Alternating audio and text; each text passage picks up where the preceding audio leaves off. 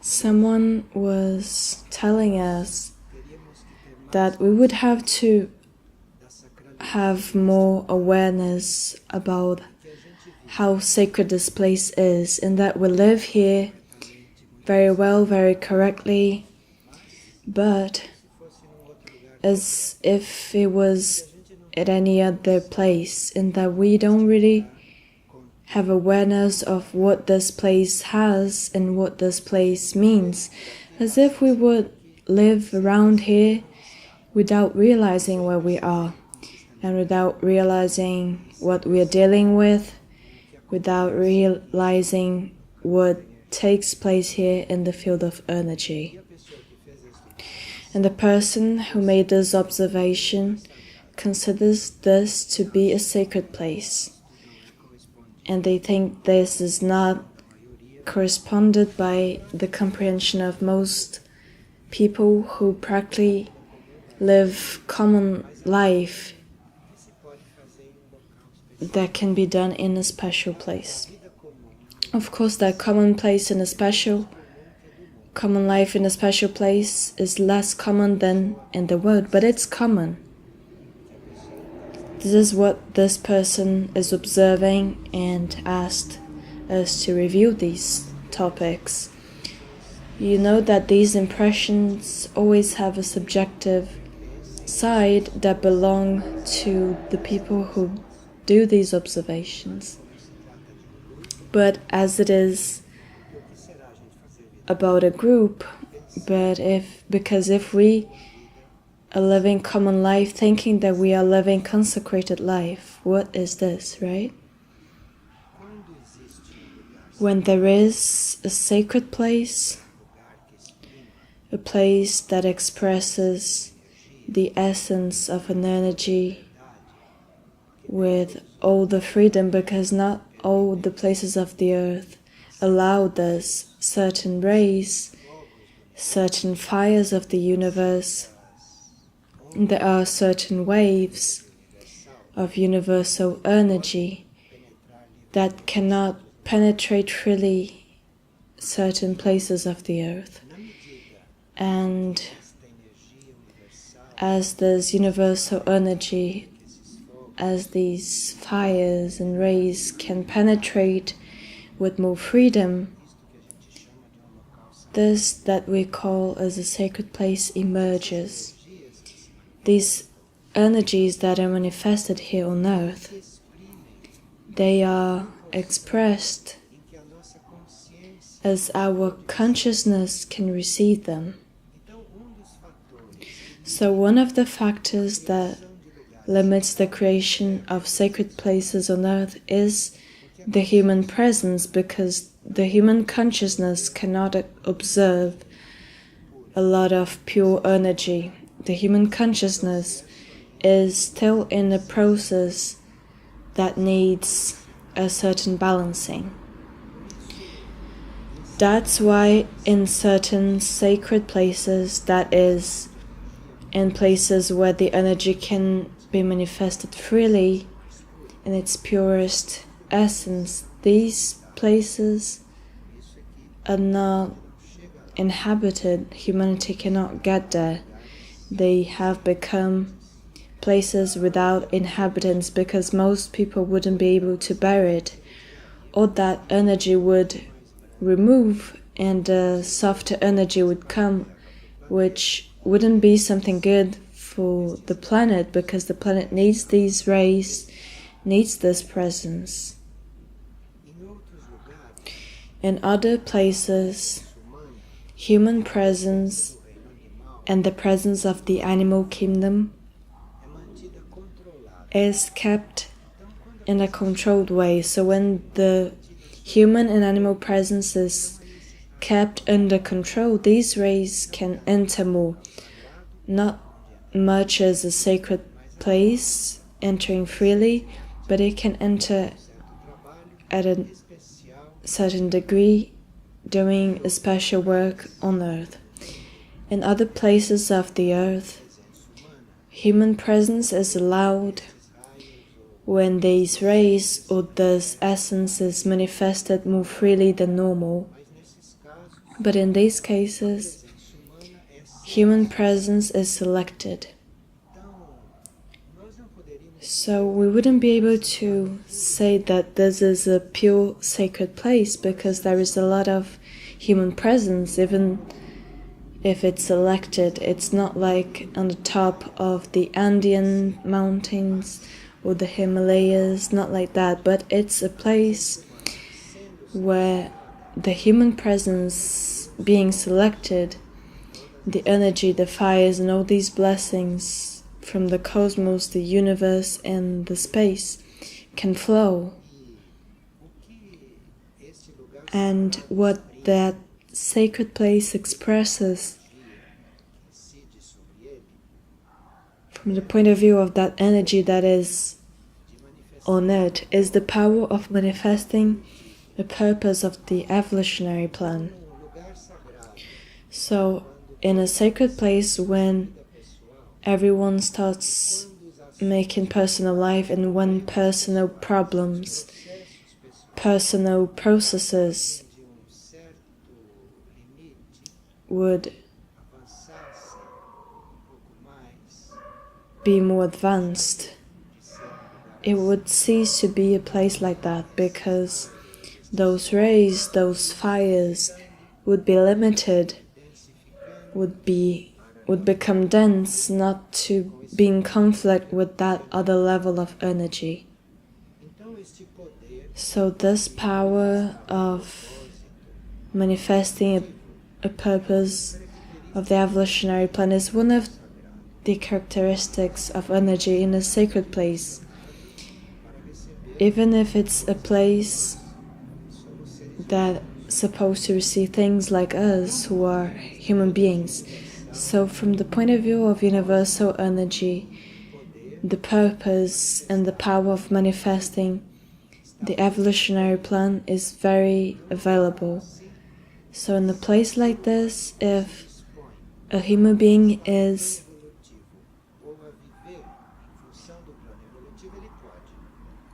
offered themselves to live for the evolutionary plan, they can do it because the energy allows it.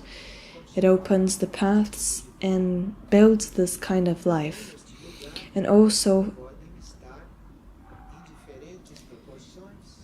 it could be in different proportion depending on the humanity that is that, the rays of healing and the rays of transformation.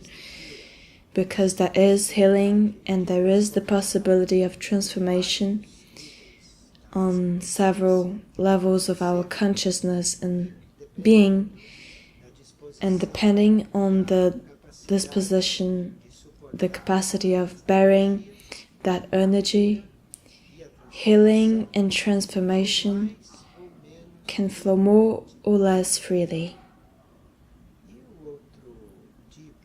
And the other kind of energy that flows in a special way, differently from other places of the earth, is what we call as fires of activity and the fires of vitality, because we can feel energized, or we can be in activities, movements in different ways, in different qualities of energy. So in a sacred place, the fires that lead to activity and make us vital, they act in the proportion that we can bear. By us, I mean the human kingdom and the animal kingdom, because the animal kingdom is very close to the human kingdom in the face of these things, and the animal kingdom is also a factor of presence of these energies in a place.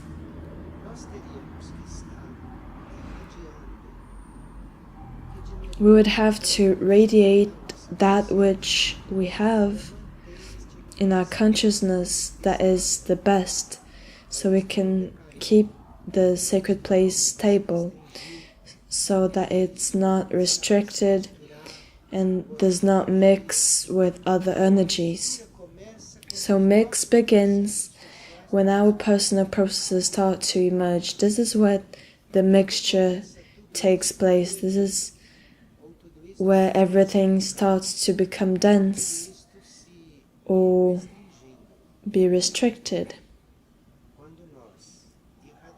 When we radiate that which our consciousness have as best, because each one is in a different evolutionary point. The sacred remains when everyone radiates the best that they have, the best that they can. And thus that place will be more and more confirmed as a sacred place. So there could be some special energy here, and we could change it completely. It would become a laboratory of our processes, and in a few weeks this would be done from the sacred point of view. So a group needs some balance like this, because as human beings are an industry of complications and processes, it's necessary to have a group that things can be alternate. When someone is imbalanced, others should be balanced, because if most are living their own processes, that would decay, that would weaken. So it's not that we must become a pure being and united suddenly, because we're also in the spiritual center for this, to consolidate the evolutionary aspects. But the group would have to be guided by the group of souls, or the energy of the sacred place. And this is what we mean as selection. Because the energy attracts or repels the human beings and animals that should be here, so that there is some balance, so that each being can go through the process that they must. Because we can't say, oh, I refuse to go through this process, but I was incarnated for this, I have an evolutionary path to do. But the group in the sacred place is a group formed like this. It's a group that is balanced. While each one lives their moments, most of the group are in their best attunement. So it shouldn't be a normal life, or a life with common people who do not have this vocation to make their own lives sacred. It means to be a vehicle of this universal energy, which is very pure, of these rays of healing and transformation, and these fires of activity, which are intelligent. So my activity is not an activity that I have to do because of my process. It's an intelligent activity. That is, they are movements, actions, things that reflect one of these universal fires, which have the possibility of activating within an evolutionary plan. So life in a sacred place cannot be anyone's life or any person's personal life, because life is a ceremonial. Life is a ceremony. We must manifest this energy that flows there in different degrees. And then life is a reunion. It's a composition of the ceremony of each one in the face of this energy. This receptive ceremonial, the ceremony of processing of these energies, these fires, these rays, and the ceremony of the manifestation of this in life. So in a sacred place,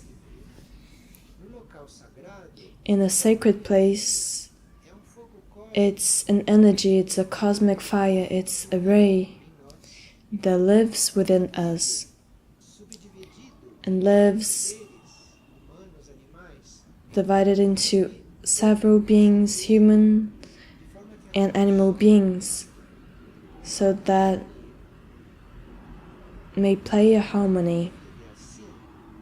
For those who live like this, and for those who are somewhere like this for hours or for longer periods, those who live in a place like this, they have as a symbol, as a reference, the spiritual hierarchy of the planet and not humanity. Humanity is living something different. It's not a parameter for those who live in the sacred place. The parameter is the hierarchy. So as every sacred place has its spiritual hierarchy,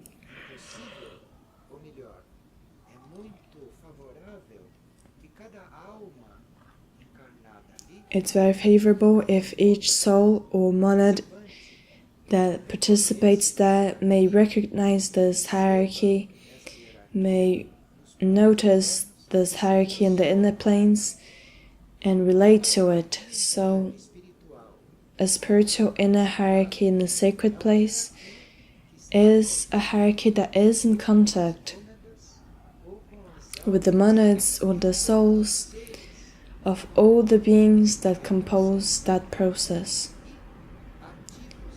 And there are kinds of hierarchy which represent the Devic kingdom and represent levels. And they do the same work with the animals of that sacred place. If animals already have a soul, information then that Devic hierarchy, all those hierarchical beings that are in charge of several subjective aspects, subconscious, they work with the animal kingdom.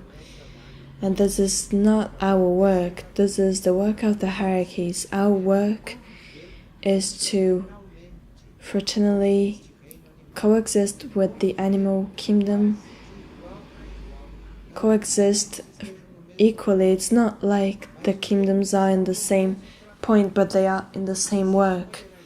And there is a hierarchy, or hierarchies working in the human kingdom, and in the same process of making life sacred, there are hierarchies working with the animal kingdom. So the work is the same from this point of view. So the responsibility of human beings in a sacred place where there are animals,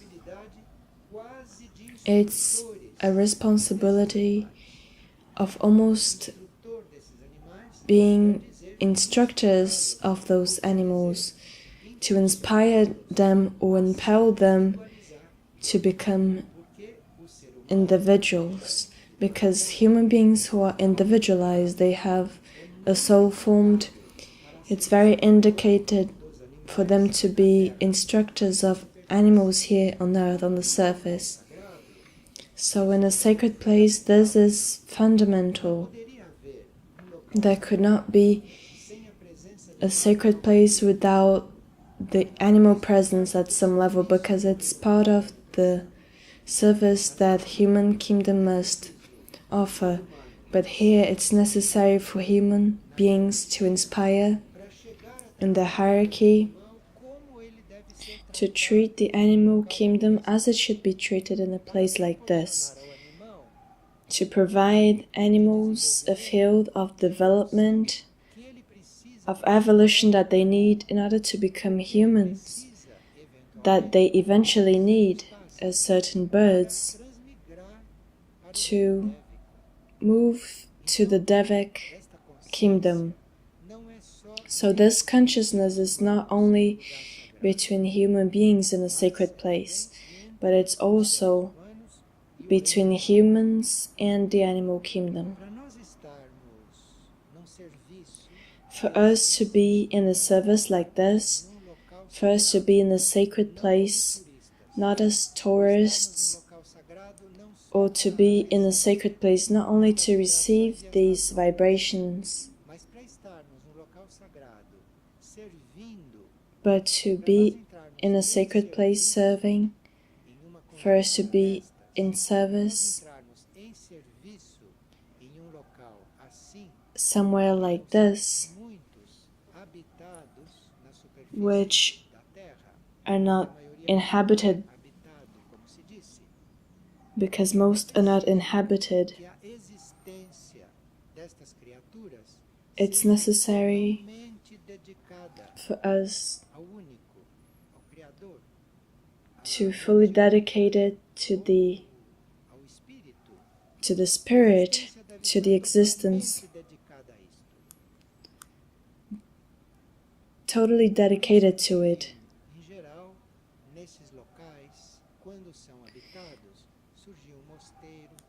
That's why in those places there would be a spiritual group, because on the surface of the earth it's what approaches the most to an existence dedicated. Humanly, it's what is the closest to it. So this existence totally dedicated is service, is the condition of serving.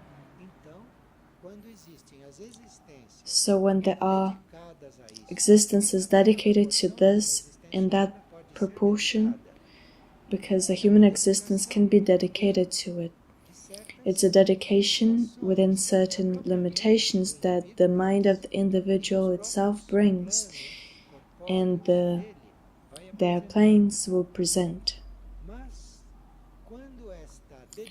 But when that dedication and when that existence reaches a certain level of quality, then in that place a force, an energy, even a presence that some can perceive, not only as energy and strength, but there could be an extension of an inner hierarchy, and that synthesis, which is a composition of energy of race, universal energy, fires, hierarchical consciousness, or extension of some hierarchical entity. So this collection forms something. I don't know a word in Portuguese, and as I don't know Sanskrit, I don't know what to say, but it forms something. And that thing is what will elevate that sacred place. That sacred place starts to have their own strength, their own movement. This would need to take place in the sacred place, because the responsibility belongs to all of us, what should be formed and starts to live there. This is what leads everything that approaches that place to evolve, to take a step. So, in the sacred place there is something, a presence, that just by connecting to it, they will walk, something will happen to them. So if a place is fully active in that sense, even at a telepathic level, it will help people. So someone could take a step, even far away, not being here, mentally, and entering in the aura and submerging into this, which should be formed. These consciousnesses or these beings will be impelled, impelled to do what? What is a sacred place? What does a sacred place do in a being? What does it do in the consciousness of a being? It moves that consciousness. It moves that being to transcend their evolutionary state. So if it's a being of the animal kingdom, it will transcend that kingdom to open to that human level, which is their next level. And human beings will be impelled to transcend that human state and enter that kingdom which comes next, the spiritual kingdom. This is the work of sacred places in human beings. So if in a place like this there is a spiritual stimulation, this is in accordance to the evolutionary purpose for that race, not an evolution that the mind of the individual is longing for. The individual becomes an atom, a representative of the race. Through them, the whole race will be impelled. So those who are in a sacred place, they are representing their race, the whole race. And this, that impulse, is impelling the whole race. So healing, transformation, all of this is done in the name of the whole race. So in a sacred place we learn, we train ourselves to serve the race. For these beings, that human form of loving makes them suffer, all of them. And it's very interesting because some beings have that human way of loving, and when they're in encounter with something like this, they become sufferers. They suffer a lot, they are very complicated because that way of loving is not the superior love. These are ways of love which are human. They are very positive in humanity. But for superior love, it's useless. So the first tests of those beings who are in those sacred places and start to serve in those sacred places are the great pain, sorrows that they feel in the field of love because they don't have a pure love. So if they love someone, if they love a cause, they will suffer a lot because that does not respond to the level that they are emitting that love. They must learn how to love in a different way, in a pure way.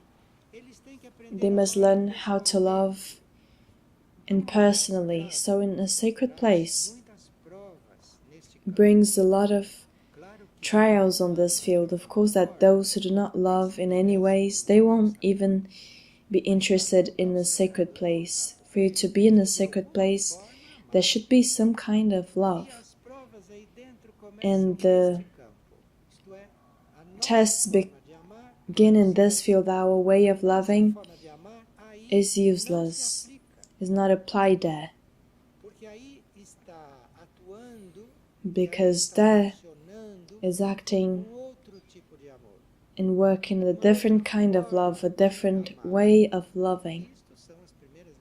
And these are the first lessons that we learn in a contact like this.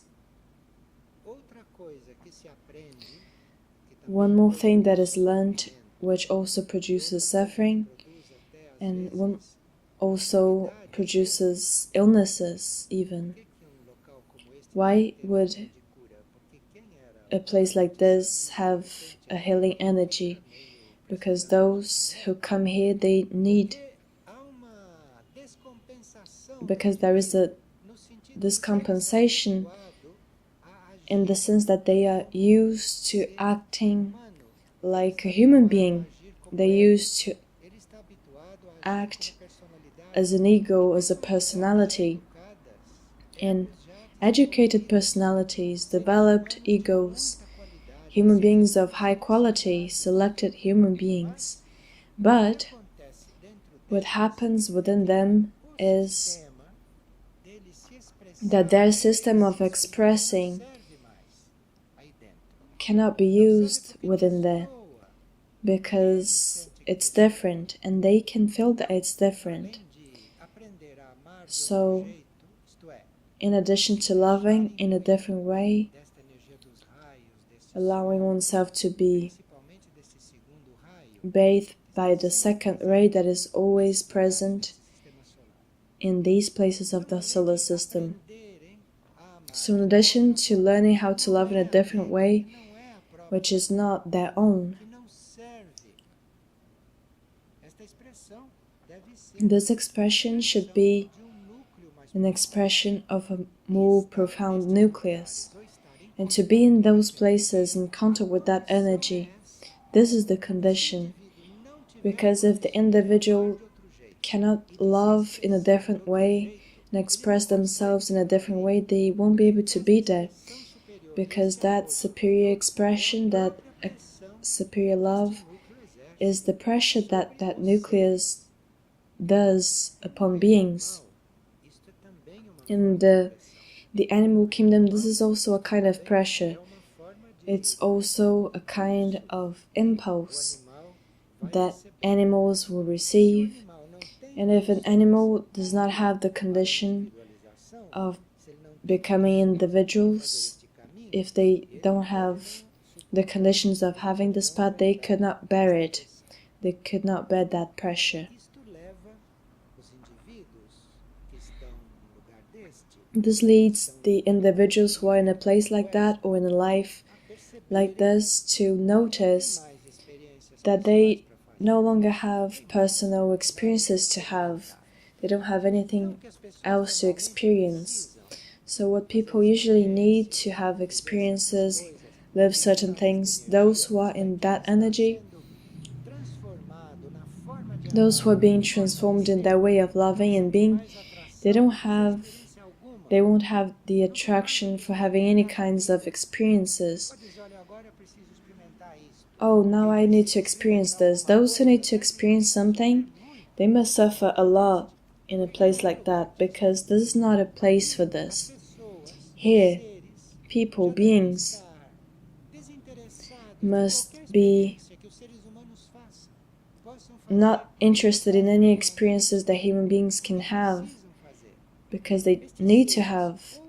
These beings either do not need it anymore, or they already have self-control to say, oh, I don't want this experience. I don't want to have that experience. They need it, but they won't do it. This also happens in a sacred place.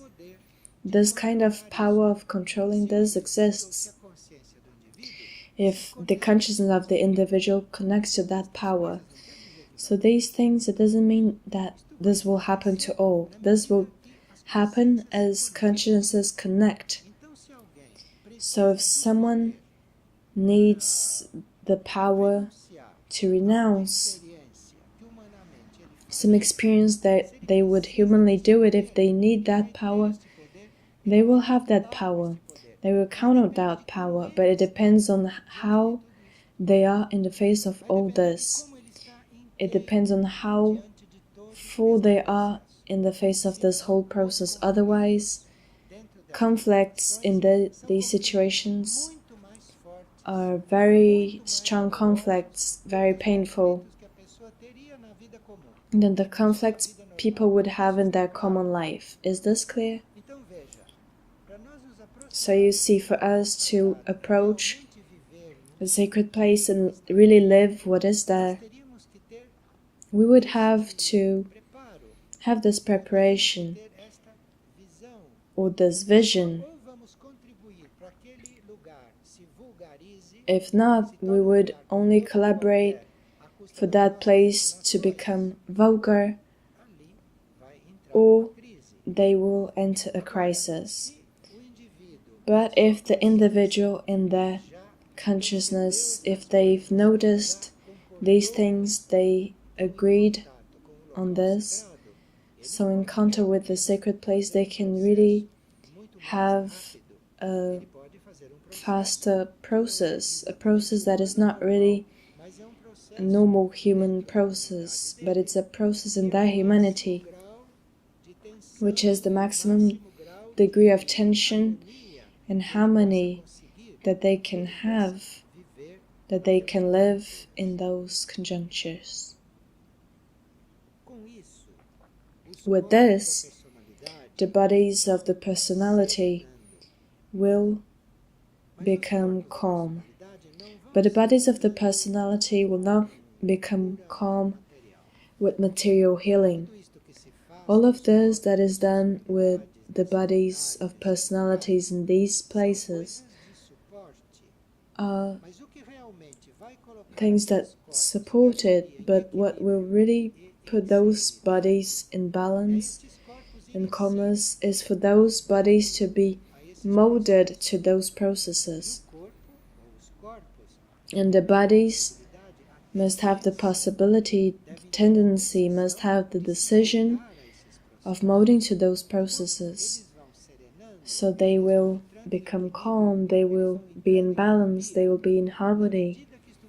As this takes place in the consciousness of the individual, but if in the consciousness of the individual this is all in conflict, there won't be something to treat those bodies.